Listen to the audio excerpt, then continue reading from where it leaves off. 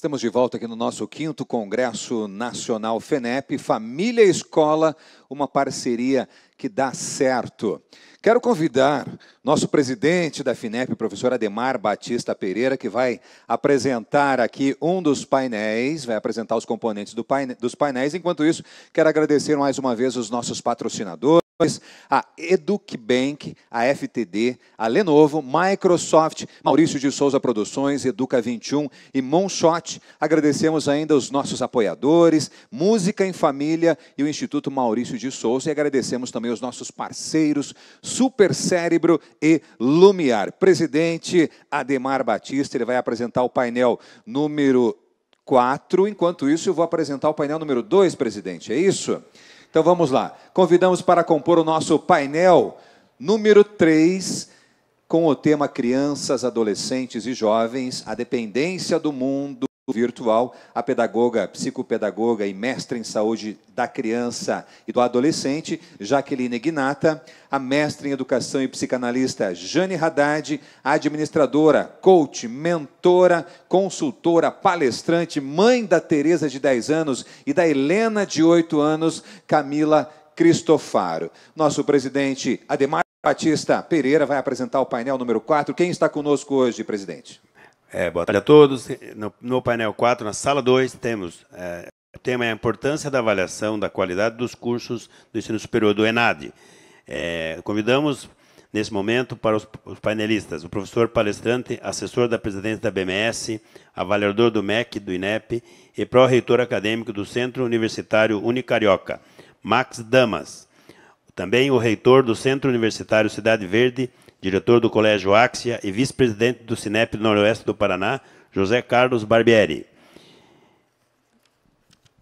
E para mediar, como mediador, coordenador dos trabalhos, convidamos o diretor-presidente da BMS e reitor do Centro Universitário Unicarioca, o Celso Nisquier. Concedo a palavra ao nosso moderador, professor Celso Nisquier. Muito obrigado, querido presidente Ademar Batista Pereira, meu amigo. Desde já aproveito para parabenizar a FENEP pelo brilhante congresso que vem realizando, mandando um abraço especial aqui para a vice-presidente, minha amiga Mabel Pácios, para o Bruno Eiziric, o Pedro Flecha, para todos que compõem a diretoria da FENEP. Prazer muito grande estar aqui com vocês hoje, moderando esse debate que é tão importante, né? Vamos falar aí sobre a avaliação, em especial sobre o ENAD e como ele é importante para avaliar a qualidade dos cursos, mas principalmente como ele pode e deve ser aprimorado. Para isso, nós trouxemos aqui duas pessoas com grande experiência que vão poder debater esse assunto conosco. E antes de começar o debate propriamente, eu queria lembrar a todos do trabalho que o Fórum das Entidades Representativas do Ensino Superior Particular, o fórum esse que conta com a importante participação da FENEP, vem fazendo para a orientação dessas possíveis mudanças do sistema de avaliação. Um sistema que já tem 17 anos e que merece, a Lei dos Sinais já tem 17 anos e ela certamente merece considerações e reconsiderações, e nós do Fórum estamos fazendo isso já também numa comissão especialmente criada no Conselho Nacional de Educação, para que a gente possa ter a avaliação do século XXI, a avaliação que, de fato, trará o Brasil para a liderança entre as nações mais desenvolvidas no que diz respeito à questão da avaliação da educação superior.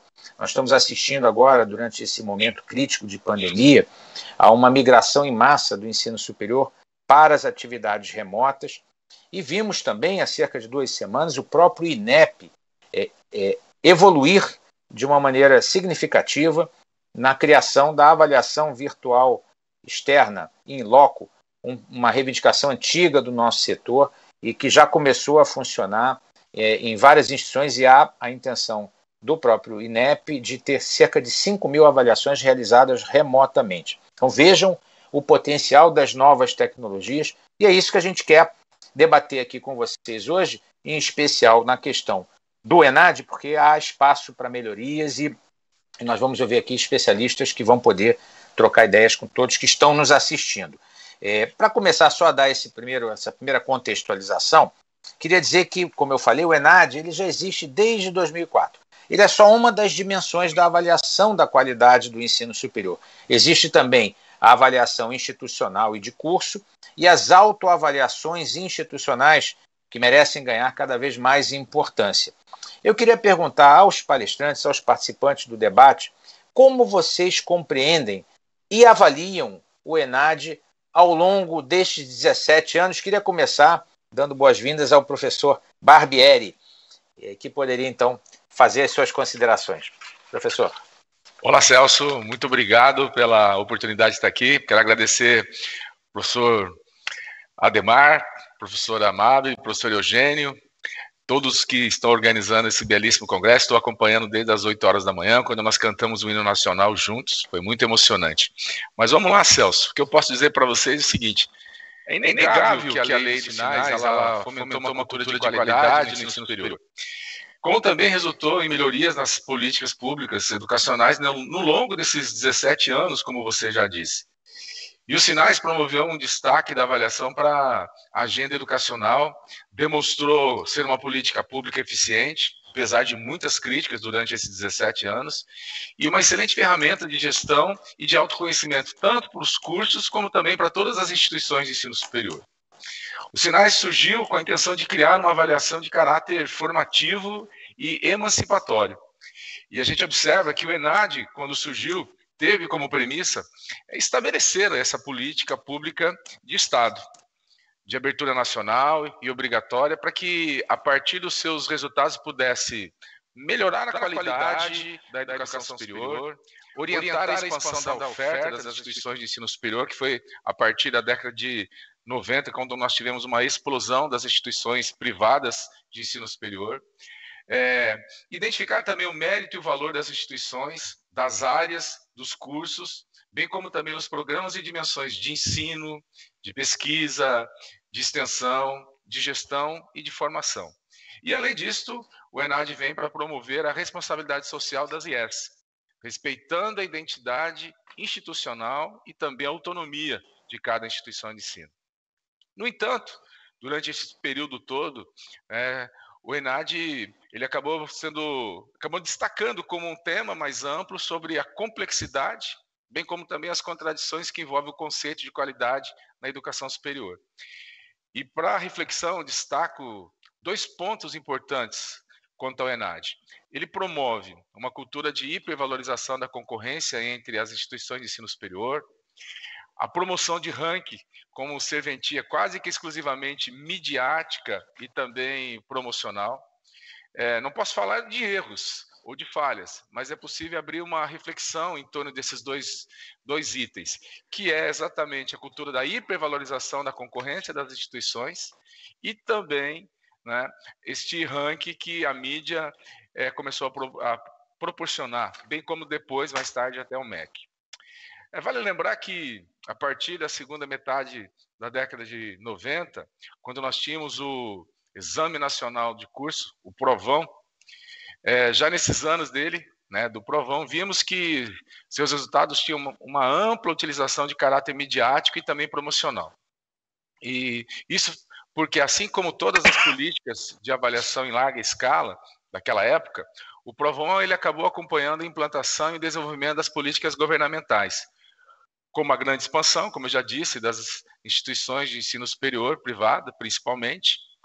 Também ocorreu que, com a divulgação dos resultados do Provão, como política de transparência de governo, a mídia e a imprensa começaram a organizar e a divulgar o ranking das IES. Comparando-os a partir dos resultados do Provão, entende-se que, a partir deste momento, que se propõe um ranking, né, de maneira direta ou indireta, há a tendência de se apontar os melhores ou os piores em determinada situação no fenômeno. E foi isso que acabou acontecendo. Defendia-se na época também a comparação entre as universidades, e era uma boa estratégia para identificar os pontos fortes que deveriam ser melhorados. Mas na prática, a história era diferente. Houve aí uma boa situação no ranking, que produzia então uma imagem favorável no mercado e aumentava a atratividade e o desenvolvimento econômico. Mas do ponto de vista técnico, tivemos importantes melhoras, e mais ao longo dos anos o ENADE acabou se adequando como antigo Provon, e uma perspectiva concorrencial e também classificatória, que até o MEC acabou levando isso também a fundo. Mas o que se vê na prática é que isso acabou funcionando como um referencial para uma dupla regulação, tanto estatal, né, como de mercado, ou seja, o ENAD se tornou, ao longo dos anos, não apenas uma ferramenta de gestão e de autoconhecimento para as IES, como também uma ferramenta de controle para o Estado e também de informação ao mercado. E os resultados de diferentes cursos e de diferentes anos, de diferentes ciclos, não são homologáveis. As provas são distintas e as matrizes não são elaboradas por diferentes comissões e de especialistas também diferentes, que vêm a cada ano, bem como também a cada ciclo. Mas o que soma esse fato é que o aluno sequer é cobrado pelo seu desempenho. A obrigatoriedade é de apenas participar. Embora o exame seja obrigatório, o resultado que eles obtêm não tem peso sobre o histórico escolar. E o exame que esse estudante precisa fazer é simplesmente comparecer, ficar na sala, o tempo mínimo exigido, e pode entregar a prova completamente em branco e sair. Então, o ENAD registra entre 10% até 15% de abstenção, e a evidência de que uma proporção significativa, entre 30% e até 40% dos que fazem a prova, deixa grande parte das questões em branco. Seja pela intenção mesmo, de não resolver toda a prova, ou então porque encerrou-se o tempo. O desempenho negativo, induzindo até a zero, é utilizado apenas para penalizar o curso e também a instituição de ensino, sem sanção ao aluno e tampouco se interessa pelos resultados do ENAD.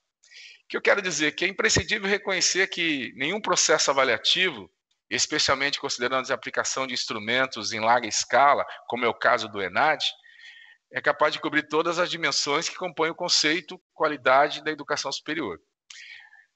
Acrescente-se ainda que esse reconhecimento e o fato de uma avaliação íntegra num ciclo de gestão que se completa com as etapas do planejamento e também da implantação de toda essa prova. O que eu posso dizer para finalizar, Celso, é que a essência do ENAD não cumpriu algumas coisas que prometeu na sua criação.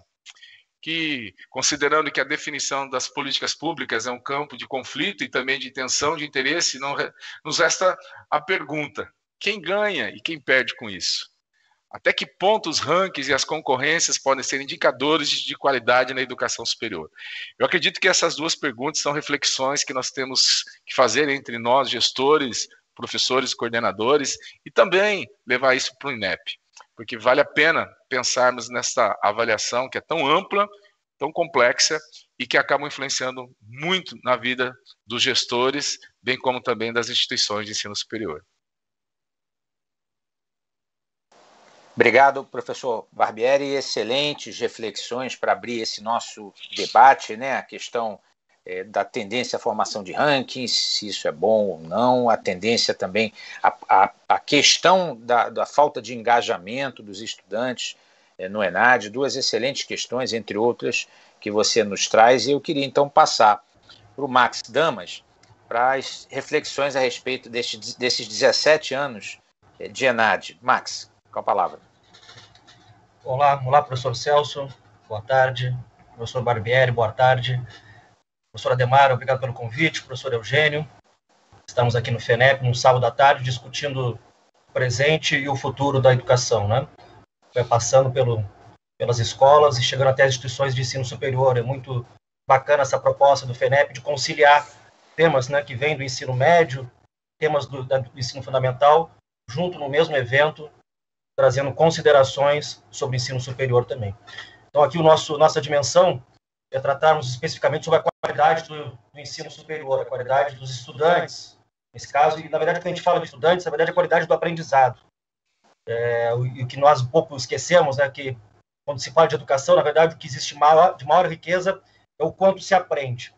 Então, nesses 17 anos de passagem dos Sinais, né, o Sinais se iniciou lá em 2004, e é um grande marco na história da educação, é inegável, e pelas dimensões até que o professor Celso também trouxe, né, nós temos as avaliações dos cursos, avaliações institucionais, temos aí uma etapa grande de evolução da autoavaliação institucional, que é algo importantíssimo, que os programas já de mestrado e doutorado já estão trabalhando pela CAPES, né, já estão dando essa visão diferente, que é conciliar o planejamento estratégico da IES, ou daquele programa, junto com a sua concepção social, onde ela se localiza, e junto com o seu plano de ações, e aí o seu processo de autoavaliação.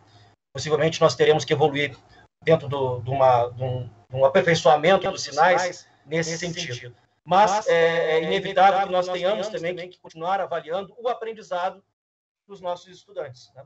Porque é a forma, talvez, mais próxima de sabermos o quanto estamos entregando para a sociedade. Claro que temos outros mecanismos, como o mercado de trabalho, que é muito importante, né?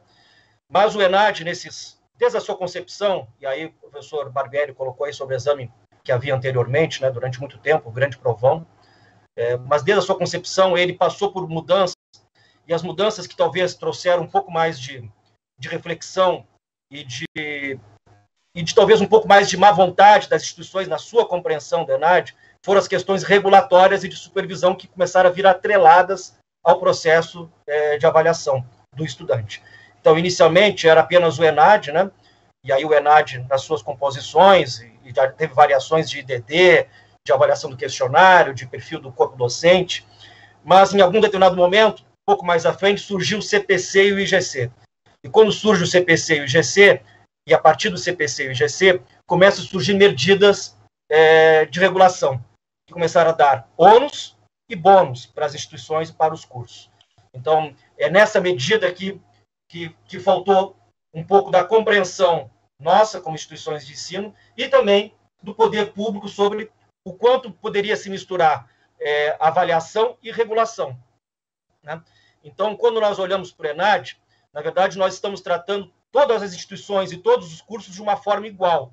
Por mais que nós tenhamos um indicador, que é o IDD, que pesa 35% lá no CPC, que ele tende a dar uma diferença, não em relação aos outros, mas em relação a uma expectativa dos alunos que ingressam para como se observa o comportamento deles como concluinte, apesar de ter esse amortecedor, esse indicador que é um amortecedor aí da diferença, ainda existem gritantes diferenças no Brasil como um todo. Então, nós estávamos aqui há pouco falando, antes de entrarmos, né, professor Barbieri, nós estamos do Rio de Janeiro e você nos trazendo uma situação do noroeste do Paraná. Então, rapidamente aqui nessa tela compartilhada, nós estamos quantos mil quilômetros de distância, né? E quantas situações diferentes de relação da própria sociedade, né? De uma cidade de nível pequeno, uma cidade de nível médio, uma cidade de nível grande. E fora as regiões, né? Mas, hoje ainda, a avaliação do estudante, e aí do ENAD, ela não consegue trazer se apropriar dessa diferenciação. Traz todo mundo dentro de uma regra estatística de distribuição normal, né? Em que também nessa regra de distribuição normal, que é a estatística, nós também não conseguimos ter a certeza de o quanto... Opa, acho que alguém colocou uma tela aí. Não conseguimos saber o quanto uma instituição quanto teve a melhoria de um ciclo para o outro. Porque como nós temos aquela distribuição, na verdade, na distribuição estatística, sempre terão instituições com nota 1, 2, o grosso com nota 3, e um pouquinho mais com 4 e 5. Sempre terá uma distribuição nas pontas da curva e uma grande força no meio, que é o 3, ou ENAD 3 ou CPC 3. E aí, quando saem divulgações, por exemplo, o professor Barbieri trouxe de rankings e de melhoria, que melhorou tanto por cento, na verdade, não é a melhoria que se pode avaliar de uma forma bruta e direta, mas sempre é algo que está dentro de um comportamento estatístico. Então, nós não conseguimos ter a acurácia, a certeza de quanto se melhorou.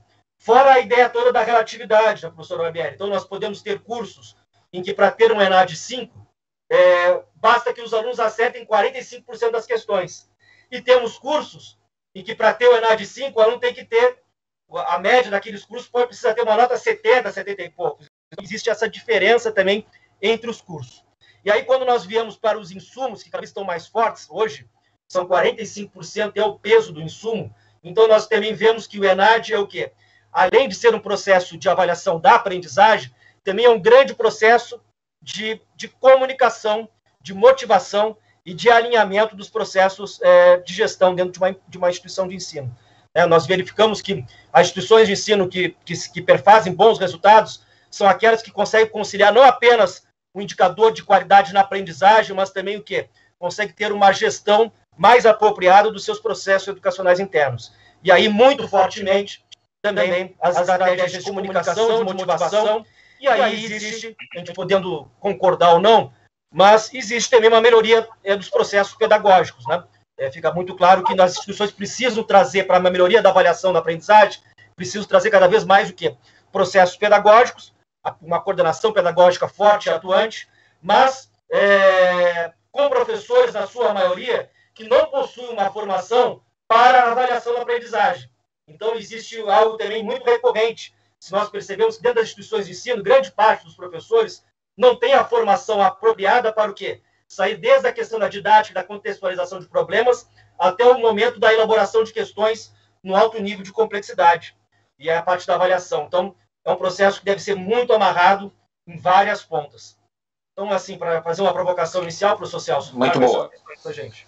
Muito boa provocação, Max. Eu já engato em você, a partir do que você está falando aí de forma tão importante, que é a questão cultural da instituição. Como você, na sua instituição, que é a Unicarioca, como é que você promoveu essa adaptação cultural para criar nos estudantes e nos professores essa cultura da avaliação e de realizar um bom ENAD? Qual foi o esforço que a Unicarioca fez nesse sentido?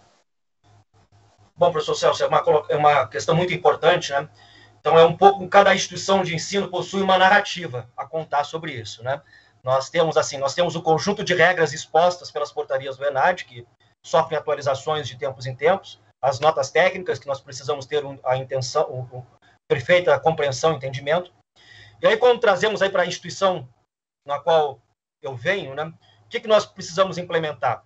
Nós tivemos aí uma dor na narrativa, então é quase uma jornada do herói. Nós tivemos uma dor na narrativa há 10 anos atrás, há cerca de uma década, nós não tínhamos a compreensão de como funcionava o ENAD. Nós não tínhamos a compreensão do ENAD e aí muito menos de como funcionavam os indicadores e os insumos que perfazem o CPC e, consequentemente, o GC. Então, nós tivemos uma dor, um trauma naquele momento da nossa narrativa inicial, que foi o quê? Tivemos um IGC 2. Poxa, um IGC 2 há uma década atrás. E não sabíamos para onde correr, né? Não sabíamos o que fazer. Precisamos aí ter o quê? Uma compreensão muito profunda sobre as notas técnicas, sobre a compreensão das notas técnicas que perfazem os indicadores, e tivemos que trazer uma equipe pedagógica muito forte e atuante junto com coordenadores e professores. Porque nós fizemos a seguinte pergunta, professor Celso. Os alunos gostavam e continuam gostando muito da instituição da Unicarioca. Isso acontece, possivelmente, em boa parte das instituições. Mas nós nos colocamos a seguinte pergunta. Mas eles estão, de fato, aprendendo? Apesar de gostarem tanto, eles estão, de fato, aprendendo? Então, essa pergunta foi uma pergunta norteadora para nós. Foi um mantra assim, o que nós precisamos fazer? Porque parece que, em cima de um indicador que é o ENAD, parece que eles não estão aprendendo da forma que deveria ser mais adequada. Então, nós tivemos que entender e compreender isso. Né? E, a partir dessa compreensão, não foi uma compreensão de um dia, uma semana, um mês, foi uma compreensão de alguns anos. Né? Então, mas tivemos que ter uma atitude de convencimento, de clareza, de transparência do que é o ENAD, principalmente para os nossos professores, porque aí, colocando o professor Barbieri, os alunos são apenas o impacto do que a instituição traz a eles, né? Do que os coordenadores trazem a eles, do que os professores trazem a eles. Então, por mais que seja um momento chato num domingo fazer uma prova, né?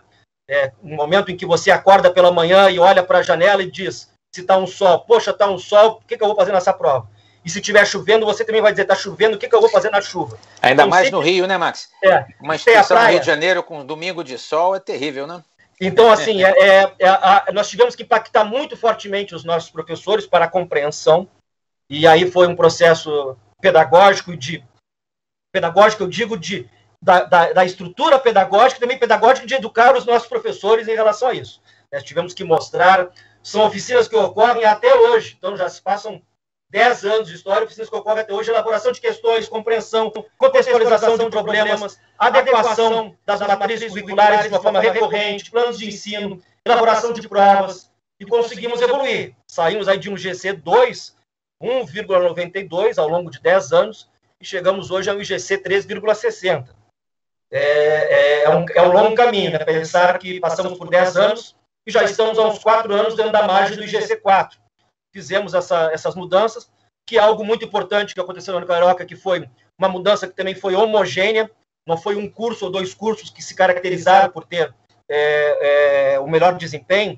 Às vezes, algumas instituições de ensino elencam os seus cursos principais em peso, né, para a composição do IGC, e apostam mais nesses cursos.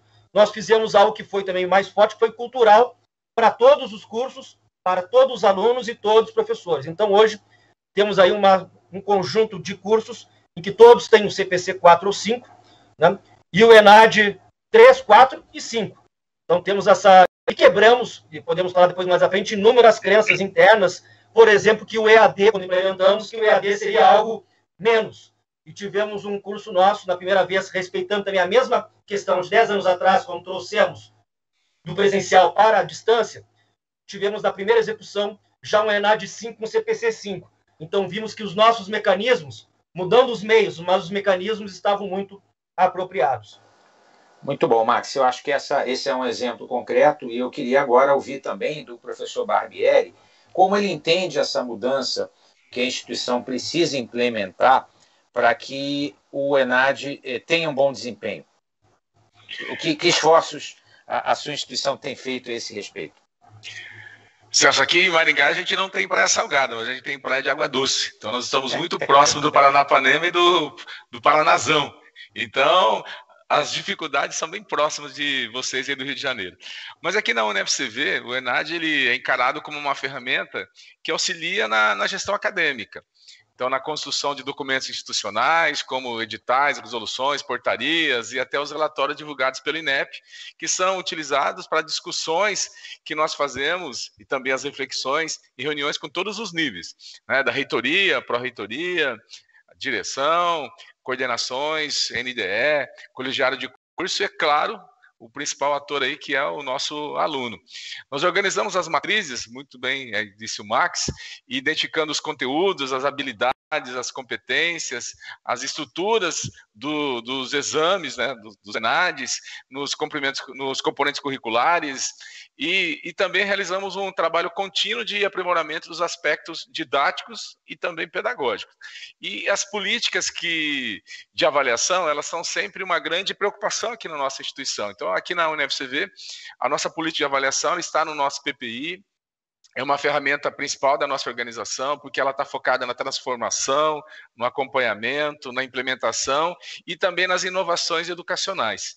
E através dessas avaliações e também dos resultados, nós aqui na UniFCV, nós fomentamos e viabilizamos mudanças no currículos, nas metodologias de ensino, nos conceitos, na prática de formação, na gestão, também nos modelos institucionais, nas relações institucionais, tanto no âmbito dos cursos, como também de toda a comunidade interna e externa.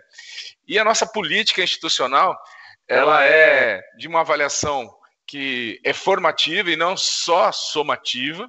Isso é importante destacar. Ela inclui as avaliações parciais, então temos os trabalhos, as práticas, as pesquisas, as ações, as avaliações bimestrais e também as avaliações de multidisciplinar que nós realizamos no final de todo o semestre. E os resultados dessas avaliações, eles são discutidos amplamente nos colegiados, nos NDEs e também nas coordenações. E a gente também focou muito nos professores. Os professores recebem informação continuada e constante. Essa capacitação dá suporte dá suporte para eles na elaboração dos seus planos de ensino, dá suporte para eles também na formação das suas provas. E nós continuamos essa formação durante as semanas pedagógicas e com cursos que a gente acaba ministrando durante todo o semestre. Os coordenadores, como também os núcleos docentes estruturantes da nossa instituição, eles são estimulados a trabalharem constantemente numa meta-avaliação de seus cursos, através de resultados obtidos a cada semestre. Com relação à formação geral, aqui na UniFCV, nós buscamos priorizar temas e também assuntos atuais integrados que vão ajudando o aluno já se preparar para o mercado do trabalho, para o mundo do trabalho, bem como também para a prova, né, do ENAD. E nós fazemos muitas atividades, muitos eventos, tanto institucionais quanto acadêmico, que no âmbito dos cursos acabam então ajudando nessa formação, que é uma formação importante. E na FCV a gente sempre tem, né, destacado assim, alguns pontos que a gente dá como pontos fortes, que podemos destacar. Por exemplo, a consolidação da cultura da avaliação, como muito bem disse, né, o Max, com divulgação das dimensões, dos indicadores, dos critérios de análise, tá gerando gerando dados e também informações sobre o curso e sobre a instituição. E também nós temos aí os compromissos institucionais com o processo de qualidade oriundo das demandas do exame de avaliação. E fazemos provas contextualizadas que seguem exatamente o que eles irão encontrar lá no ENAD. Max, nós ainda não conseguimos chegar ao índice 4, né? Nosso IGC ainda é 3, mas estamos trabalhando para chegar. A gente ainda não teve o IGC 2, mas precisamos subir, precisamos largar esse 3 e ir para o 4 em direção ao 5. Com certeza vai chegar lá, professor Barbieri, com esse bom trabalho que o UniFCV tem feito. Obrigado por compartilhar com todos que estão nos assistindo tantas dicas, né, e informações importantes. A gente, infelizmente, nosso tempo não é muito longo, e eu queria já começar aqui com uma pergunta que nós recebemos da nossa audiência, e com ela talvez vocês possam já começar a dar um fecho nessa discussão tão importante sobre como podemos evoluir o ENAD. A pergunta, eu queria começar pelo professor Barbieri, exatamente essa. Quais sugestões você, professor Barbieri, teria para aperfeiçoar a avaliação do ENAD? Se nós tivéssemos que fazer aqui um relato para encaminhar para o INEP, para as autoridades, quais as principais sugestões, na sua opinião, para melhorar o exame? Obrigado, Celso. Primeiramente, acho que tem que ratificar que o exame deve servir para avaliar o aprendizado do aluno. Desvincular o conceito qualidade do curso, que é avaliado no ENAD, do conceito CPC. Porque uma turma responde pela qualidade do curso no triênio, aliado ao fato de não haver nesse mecanismo de corresponsabilidade do aluno avaliado, ou seja, do que fez a prova. Então, a gente tem que pensar em desvincular do conceito. Também desvincular a resposta do questionário do estudante de indicadores de qualidade, posto que não refletem a realidade, ou por não ser a pergunta habilmente formulada, ou até mesmo por não ser respondida por negativa geral e ser dita como verdade absoluta de índices que, infinitivamente, são muito mais complexos do que uma ou duas questões. Obrigar também a vinculação das questões aos conteúdos postulados nas diretrizes curriculares nacionais. Definir objetivamente quem é o IDD com elevado peso no cálculo do conceito do ENAD. Vincular o resultado do exame ao estudante avaliado. Temos que ter uma corresponsabilidade entre o ensino e a aprendizagem com a qualidade do curso que foi ministrado. E para finalizar, eu acho que tem que parar com esse fim de caráter punitivo das IES e de seus cursos, diante dos resultados e também das avaliações. Muito bom, excelente. Eu acho que a gente pode assinar embaixo dessas sugestões, professor Barbieri, porque elas estão muito em linha, inclusive, com o trabalho que o Fórum das Entidades e a FENEP tem feito. Obrigado, muito obrigado. Antes de passar para o Max, eu queria também agradecer ao professor Eugênio, não só pela oportunidade de organizar a educação superior aqui dentro do Congresso FENEP, mas também pelo trabalho que ele tem feito com a Amabile, com a ajuda do Max também, na definição das diretrizes curriculares do gestor escolar. Olha que importante, gente, começar a definir um pouco qual é a formação, qual é o tipo de gestor de instituições educacionais que nós queremos formar. Trabalho excelente, coordenado aí pelo Eugênio, pelo Max, pela Amabile. Parabéns, Eugênio. E você, Max, em síntese, como é que você avalia, como é que você indicaria mudanças para a avaliação ficar ainda melhor? Som, tem que ligar o som. Olá, professor Celso. Barbieri, aí ele trouxe um clamor que boa parte do que ele colocou, tudo que ele colocou já é uma necessidade premente, né, de todas as instituições de ensino, bem representadas pelo Fórum. É tão nítido, né, essas questões, né, você dissociar, né, professor Barbieri, dissociar o ENAD do CPC, né, dissociar o que é avaliação da regulação, né, isso é importantíssimo. Fazer uma corresponsabilidade da execução, né, do resultado da avaliação da aprendizagem, né? Isso também é importante. A dissociação que existe ainda hoje da DCN com as portarias do ENAD inadmissível, né, que você tenha DCNs de 15 anos atrás, tendo competências, de uma certa forma, e tendo agora portarias do ENAD que ocorrem anualmente, né, sendo atualizadas com tecnologias, com formas distintas, e ter diretrizes curriculares quase do século passado, né? Então, essa mudança é muito importante permear, essa mudança de uma estrutura de avaliação ainda com respaldo de um século XX industrial para uma estrutura de avaliação mais complexa e mais ampla do mundo digital, do mundo até pós-digital, né? Nós estamos vivendo até um mundo que é muito acelerado pelo pós-digital, e que a pandemia trouxe, acelerou, descortinou inúmeras questões que nós já pensávamos. Então, nós podemos colocar aqui também que podemos fazer avaliações que sejam online do ENAD, né? O Enem já não está se iniciando dessa forma, por que não podemos fazer? E ao invés de colocarmos, como o professor Barbieri bem colocou, a cada 3 anos, porque não, sendo online, por que não podemos fazer anualmente de todos os cursos? Isso é um retorno muito rápido e imediato para a comunidade, né?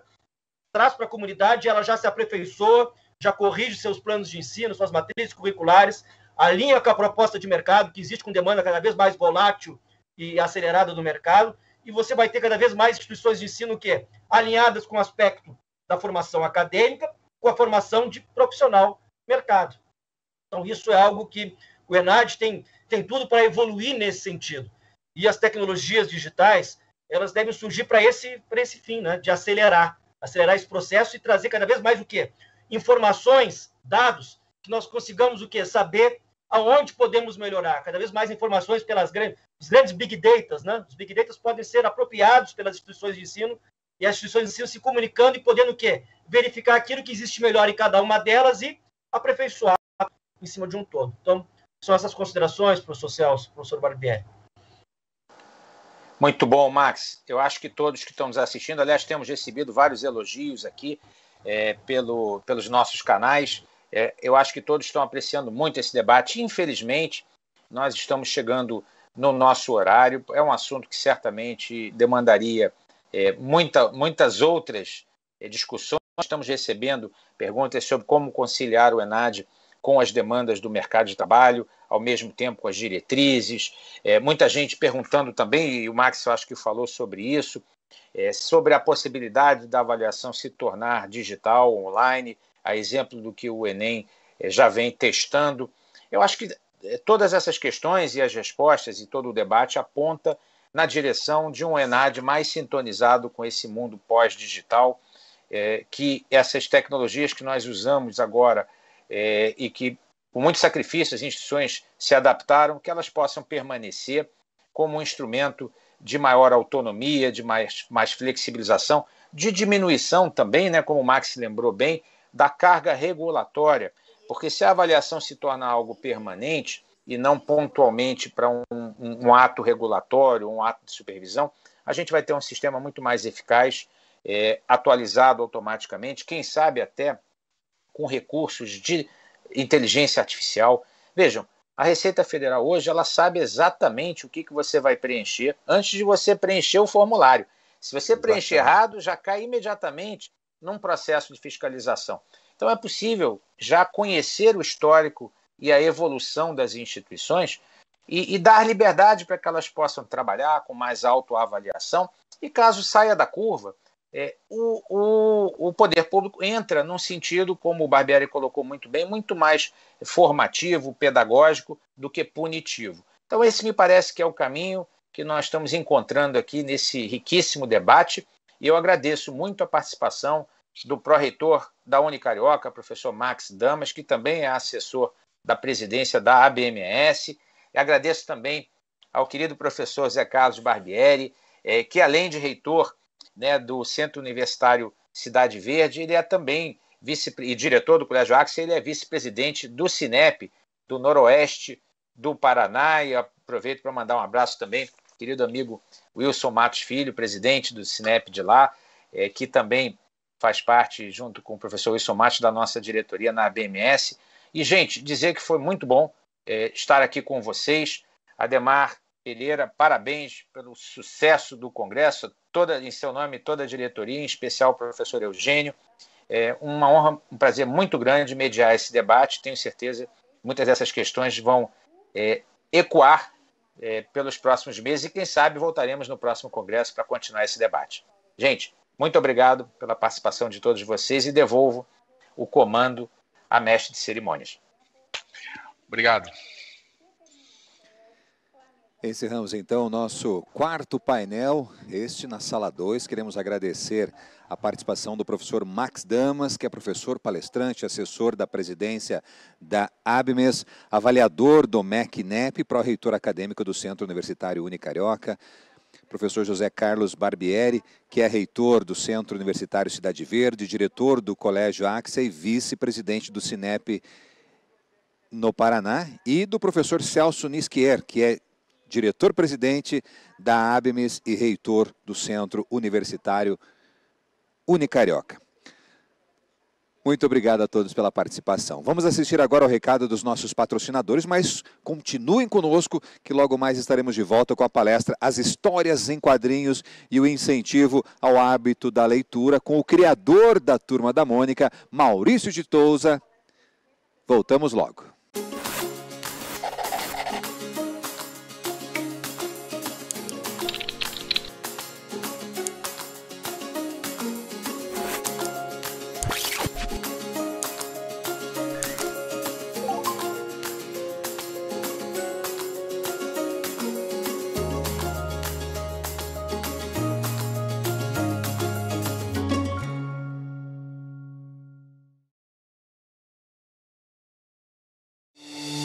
Imagine um mundo onde você possa contar com gente que se dedica a fazer o seu mundo melhor.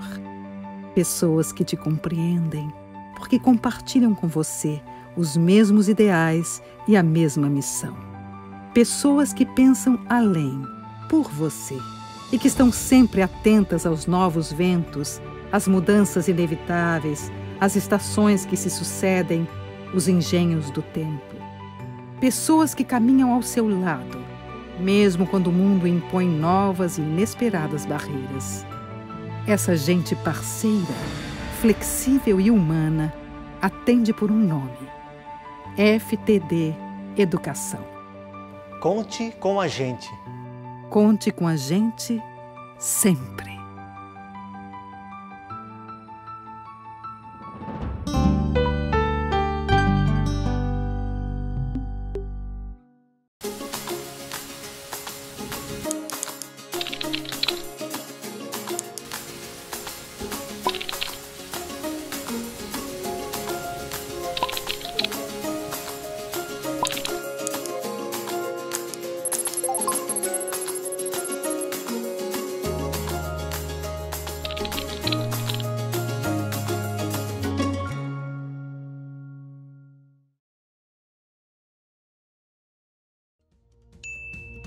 O que podemos fazer pelo mundo agora?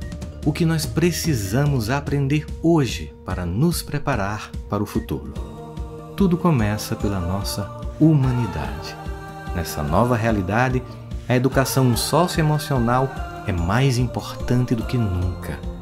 Um aprendizado que vai além da prova, porque o teste real não acontece em sala de aula, acontece na vida. As competências socioemocionais dão aos alunos a capacidade de tomar decisões saudáveis, positivas e eficazes numa humanidade conectada.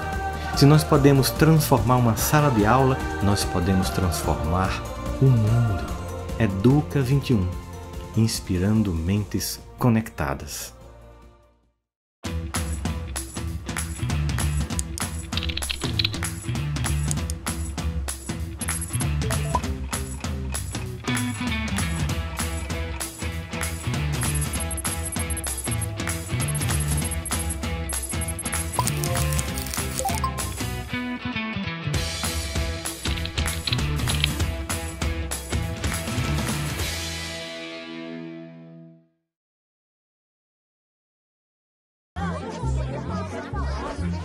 Meninas e meninos, preparem sua imaginação. Vamos contar uma linda história a vocês. Na verdade, é uma aventura muito legal e todos vamos poder participar.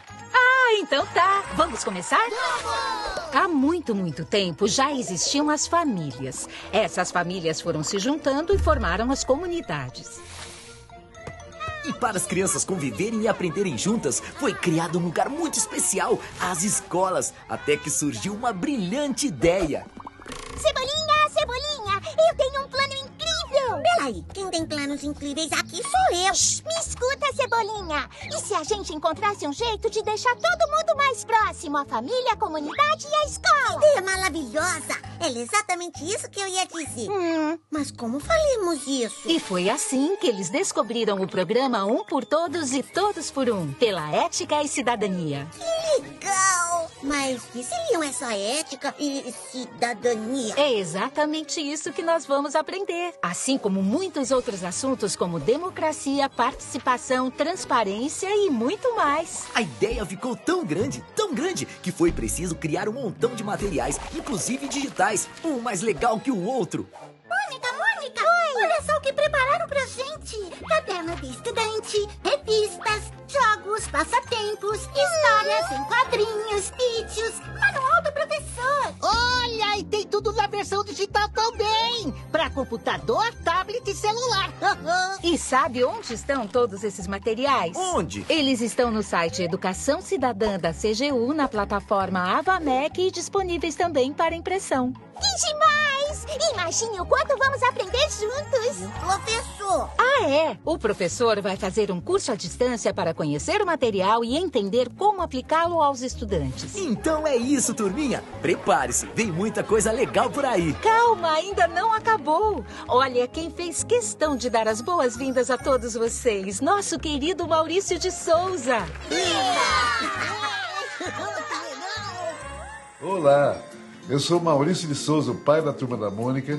Sejam bem-vindos ao programa Um por Todos e Todos por Um pela Ética e Cidadania. Eu convido todos vocês a iniciarem uma jornada de conhecimento pelo caminho da ética e cidadania. E para ser um bom cidadão, é preciso ser ético. Isso tem a ver com as suas atitudes e como você se relaciona consigo, com as pessoas, com o patrimônio público e com o meio ambiente. Cidadania significa educação, honestidade, respeito ao próximo e às leis e interesse pelo bem da comunidade. Juntos, podemos construir um mundo melhor para todos. Então, vamos lá? Um por todos e todos por um. Um por todos e todos por um!